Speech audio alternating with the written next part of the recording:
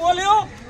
ढाँट्यो छल्यो अर्काको कुरा काम गर्यो भने गर्दी हामीलाई देऊ हामी काम गर्छौँ प्रहरीको वर्दी देऊ यो वर्दी हामीले तिमीलाई दिएको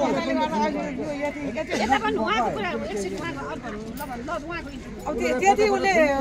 त्यतिखेर उसलाई त्यति लड नछुन्दै भएदेखि अहिले यो घटना हुने थिएन त्यहाँ त्यो पछि पनि ल्याएपछि पनि घरमा आएपछि धेरै टर्चर दिए भएर अहिले यो घटना हुन गयो बलात्कार मुद्दा हाल्छु भएर मलाई घरमा पनि गएर धम्काएको तेरो छोरालाई बलात्कार मुद्दा हाल्छु भएर घरमा पनि गएर धम्काएको मलाई कसले धम्काएको त्यही सीता बान्याले अहिले पनि अस्ति पनि मेरो छोराले त्यो घटना हुने भन्दा अघिल्लो दिन पनि अनि त्यसपछि पोहोरको साल पनि आएर मलाई घरभित्रै गएर धम्काएको म त एउटा सोझो भएर मैले यस्तो नगर नानी तिम्रो साथी भन्यौ अहिले तिमीले यसो चौकी लान्छु भन्न मिल्छ भनेर मैले त सम्झाएर पठाएको थिएँ मैले एउटा म सोझो भएर अरू जस्तो भए घरमै अरू पछि दिदीबहिनीले भने घरमा आएर त्यसरी धम्काएपछि तपाईँले केही गर्न सक्नु भएन भने म त एउटा सोझो लाइनको थिएँ आफूले एउटा सोझो हिसाबले ऊ पनि एउटा छोरी सम्झेर मेरो पनि छोरो सम्झेर मैले आफ्नो छोरी सम्झेर मैले सम्झाएर पठाएको थिएँ अहिले मेरो छोराले यत्रो मृत्यु र उसको दोसामा छ मेरो छोरो अहिले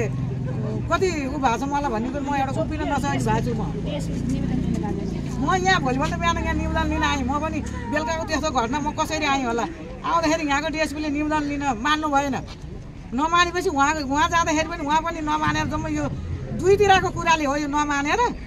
अस्ति एक हप्ता पछाडि गएर बल्ल निवेदन पेस भयो होइन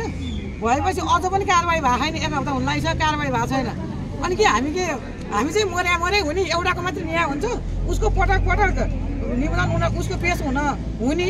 अनि के कसो हो छानबिन पनि गर्नु पर्यो केटा पनि राखेर हाम्रो पनि बुझिदिनु पर्यो नि कुरा यो त न्याय धेरै हामीलाई त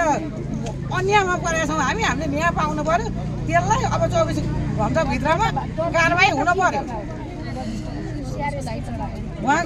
जसरी ल्याएर त्यसलाई कारवाही हुन पर्यो मेरो छोरो हस्पिटलमा गएको छ त्यसलाई पनि पक्राउ गरेर कारबाही गर्नु पर्यो त्यसलाई कारबाही गर्नुपर्छ जसरी मेरो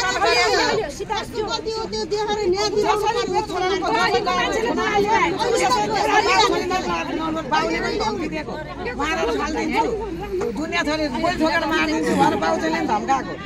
बेलुका पनि मलाई भन्दै थियो मम्मी मलाई त्यसको बाउजूले पनि धम्कायो भनेर मलाई बेलुका त्यो घटना हुने दिन बेलुका नि भनेको थियो मैले होस् अब अहिलेलाई चुप लाएर सुत मैले अब भोलि गरौँला जे कुरो गर्नुपर्छ मान्छे बसेर गरौँला भनेको थिएँ मैले छोरालाई राति भएपछि म पनि सुतेँ त्यत्रो घटना गरेँ मेरो छोराले किन सहन नसकेर उसलाई धेरै टर्चर भएर सहन नसकेर लहर पटक चौकी हाले कति फेर भयो त्यो त सबै पुलिसहरूलाई थाहा होला कहाँ गएको छ निवेदन ती थाहा होला कति पटक भएको छ भनेर सानोमा कति फेर निकालेर ल्याउनु ठुलो 22 दिन र 24 दिन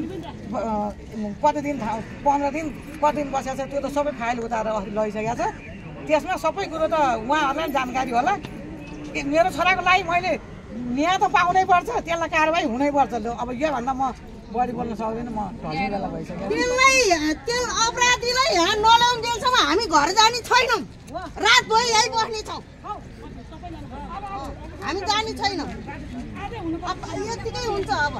रातभरि नै यतिकै हुन्छ अपराधीलाई तुरुन्तै ल्याउनु पर्यो घर गएर समातेर क्यामेरा